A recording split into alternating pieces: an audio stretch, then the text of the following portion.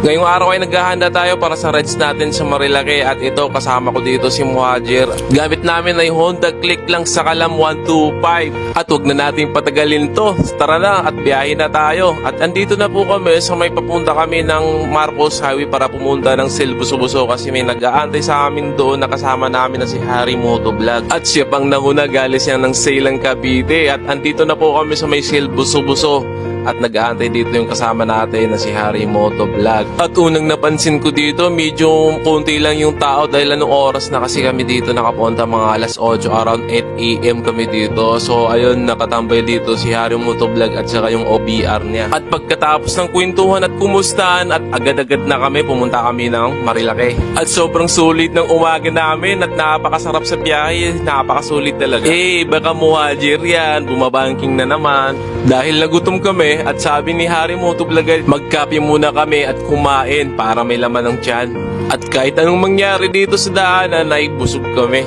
At ito nga po pala itong race house na Kape Caterina na kung tawagin dito. Sikat dito sa puntahan dito sa Marilake. At pagkatapos namin kumain dito na nagsimula yung scam ride.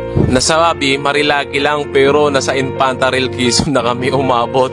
Bali 3 lang po kami na motor yan. Ayan, nakahilira po kami niyan at tamang chill ride lang. Ngayon ang masasabi ko talaga na totoo talaga yung mga biglaang biyahe at natutuloy. So andito na po kami sa may Infanta Quezon Arco at dito kami nagpicture-picture. At shoutout nga po pala dito sa mga cyclist na mga bata na to. Nagaling pa sila ng Pasig at umabot sila dito. Grabe, ang lalakas nila. So ito, tumabi muna kami dito para magbigay ng sticker galing kay Harry Motovlog kasi naghihingi ng sticker yung mga kabataan na yon. So maraming salamat sa inyo at napaka-solid niyo. Pwede mo magpa-shoutout? Oo naman.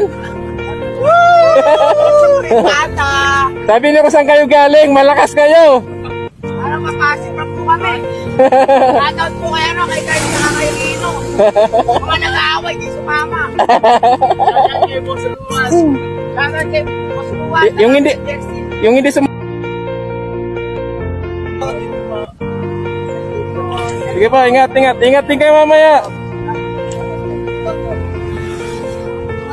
At pagkatapos na nabigyan sila ng sticker ni Harry Motovlog at nagpatuloy po kami sa papuntahan namin kasi medyo may kalayuan pa ang Infanta Rail Quezon. So andito kami, nag-stop over muna kami dito sa may Jarrell's Peak at nag-selfie muna kami dito. So ayan, tutuloy naman po kami niyan kasi mamaya maabutan pa kami ng malakas na ulan sa tuwing hapon. So ayan, nagpatuloy na po kami dito, papunta na po kami niyan ng Infanta Rail Quezon.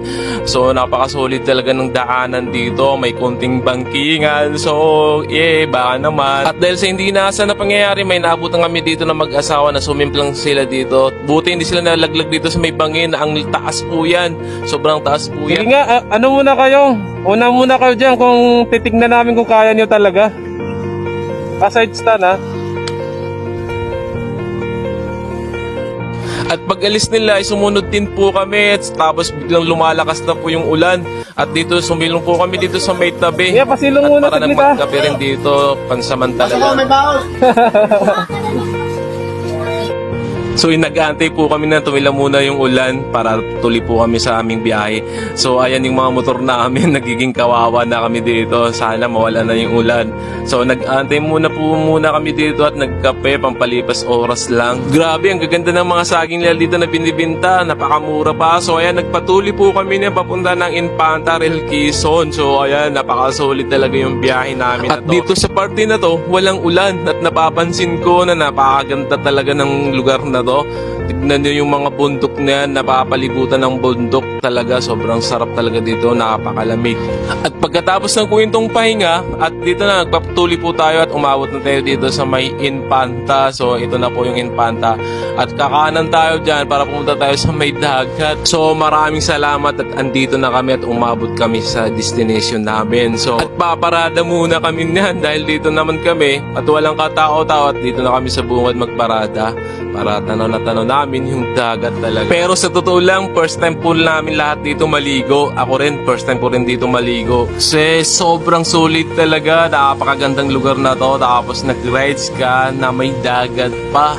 Sobra naman. Nakikita naman si Muajer. Ayun, nagtatapon muna ng bato. Ewan ko lang anong iniisip niyan. At wag na natin patagalin pa. At magtampisod tayo dito sa may dagat na to. Sobrang sarap talaga dito paghahapon. Tapos hindi masyadong mainit. So, kasi siyempre malapit lang yung oras namin. Saglit lang kami dito. At pagkatapos namin maligo, agad-agad ay umuwi na po kami niyan. Hataw po kami ng pauwi, siyempre. Kasi baka maabutan naman kami ng ulan. So, napakasulit talaga itong lugar na to. Sobrang solid talaga. At pagdaan ko dito, wala akong masasabi kundi sobrang sarap talaga ng biyahe namin. Maraming salamat sa panonood. Ride safe always mga idol.